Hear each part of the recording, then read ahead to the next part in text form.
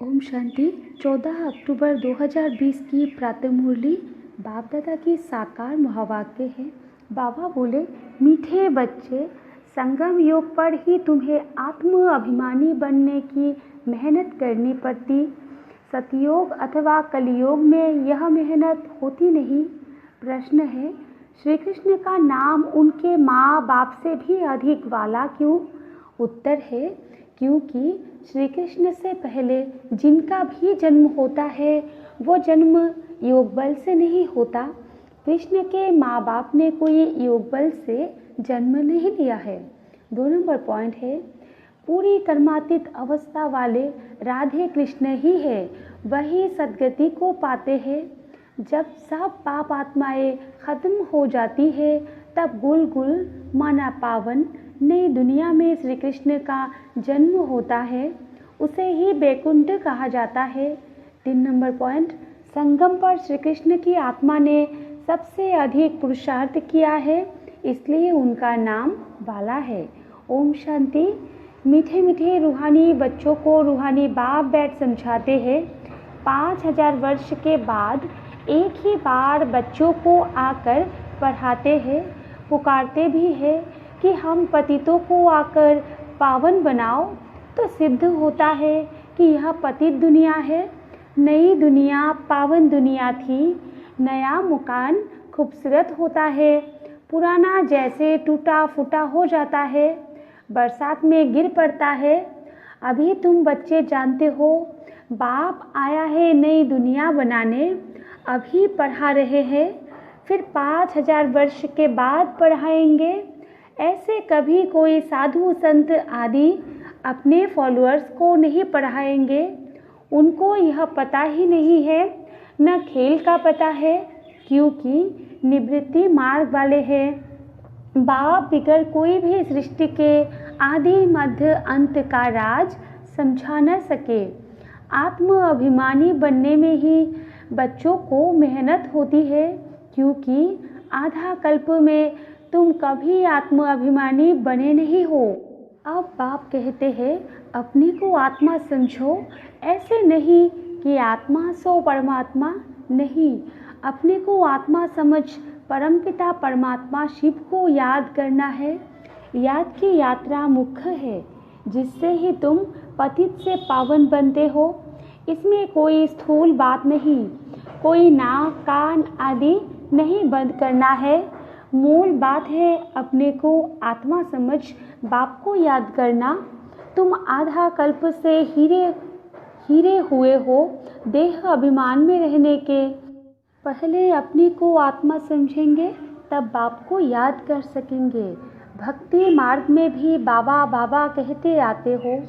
बच्चे जानते हैं सतयुग में एक ही लौकिक बाप है, वह पारलौकिक बाप को याद नहीं करते हैं, क्योंकि सुख है।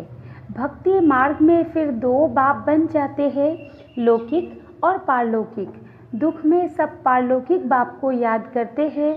सतयुग में भक्ति होती नहीं, वह तो है ही ज्ञान की प्रारब्ध। ऐसे नहीं कि ज्ञान रहता है, इस समय के ज्ञान की प्रारब्ध मिलती है। बाप तो एक ही बार आते हैं। आधा कल्प बेहद के बाप का सुख का वर्षा रहता है, फिर लौकिक बाप से अल्प काल का वर्षा मिलता है। यह मनुष्य नहीं समझा सकते, यह है नई बात। 5000 वर्ष में संगम योग पर एक ही बार बाप आते हैं, जबकि कलयुग अंत सतयुग आदि का संगम होता है, तभी बाप आते हैं नई दुनिया फिर से स्थापन करने। नई दुनिया में इन लक्ष्मी नारायण का राज्य था, फिर त्रेता में राम राज्य था।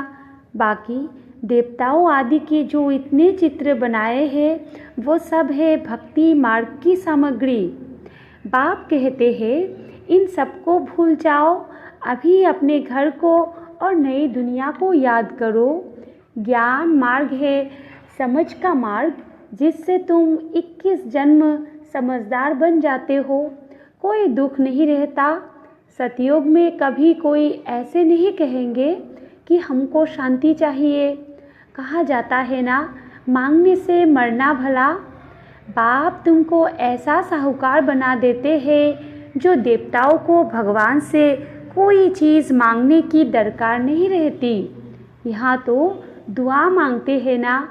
पोप आदि आते हैं तो कितने दुआ लेने जाते हैं। पोप कितनों की शादियाँ कराते हैं। बाबा तो यो काम नहीं करते। भक्ति मार्ग में जो पास्ट हो गया है सो अब हो रहा है, सो फिर रिपीट होगा। दिन प्रतिदिन भारत कितना गिरता जाता है। अभी तुम हो संगम पर, बाकी सब है कलयुगी मनुष्य। जब तक यहाँ न आए तब तक कुछ भी समझ न सके कि अभी संगम है व कलयुग है। एक ही घर में बच्चे समझते हैं संगम पर है। बाप कहेंगे हम कलयुग में है तो कितनी तकलीफ हो पड़ती है, खान पान आदि का भी झंझट हो पड़ता है। तुम संगम योगी हो, शुद्ध पवित्र भोजन खाने वाले। देवताएं कभी प्याज आदि थोड़ी ही खाते हैं। इन देवताओं को कहा ही जाता है निर्विकारी। भक्ति मार्ग में सब तमोप्रधान बन गए हैं। अब बाप कहते हैं सतोप्रधान बनो। कोई भी ऐसा नहीं है जो समझे कि आत्मा पहले सतोप्रधान थी फिर तमोप्रधान बनी है, क्योंकि वो तो आत्मा को निर्लेप समझते हैं। आत्मा सो परमात्मा है ऐसे ऐसे कह देते हैं। बाप कहते हैं ज्ञान सागर मैं ही हूँ। जो इस देवी देवता धर्म के होंगे वो सब आकर फिर से अपना वर्षा लेंगे। अभी सैपलिंग लग रही है, तुम समझ जाएंगे। यह इतना ऊंच पद पाने लायक नहीं है।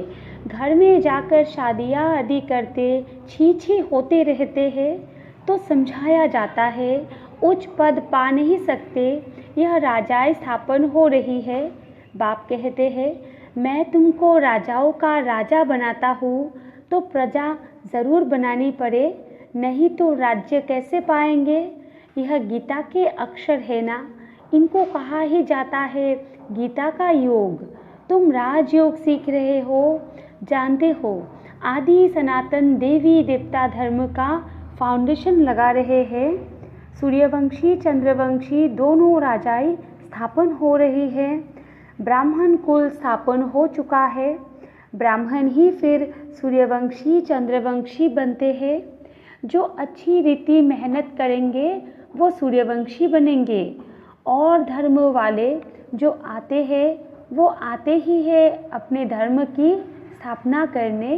पीछे उस धर्म की आत्माएं आती रहती है, धर्म की वृद्धि होती जाती है। समझो कोई क्रिश्चियन है तो उन्हों का बीज रूप क्राइस्ट ठहरा। तुम्हारा बीज रूप कौन है? बाप, क्योंकि बाप ही आकर स्वर्ग की स्थापना करते हैं ब्रह्मा द्वारा।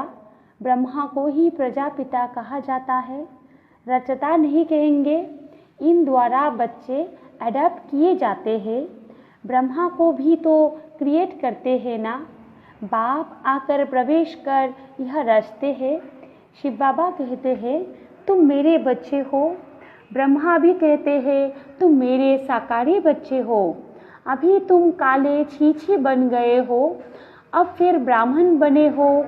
इस संगम पर ही तुम पुरुषोत्तम देवी देवता बनने की मेहनत करते हो।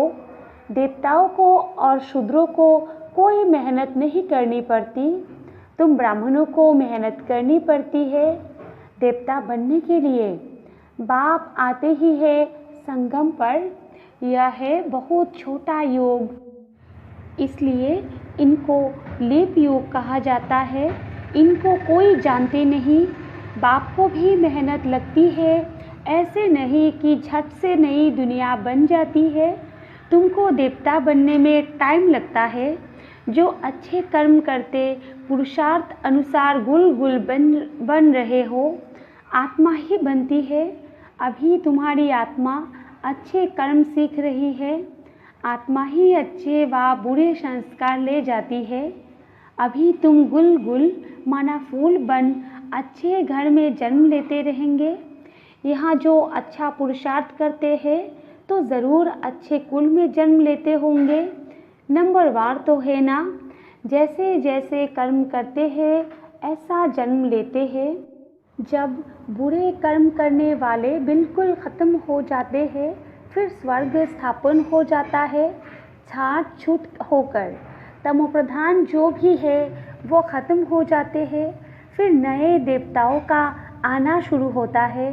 जब भ्रष्टाचारी सब खत्म हो जाते हैं तब कृष्ण का जन्म होता है। तब तक बदली शदली होती रहती है। जब कोई छीछी नहीं रहेगा तब कृष्ण आएगा।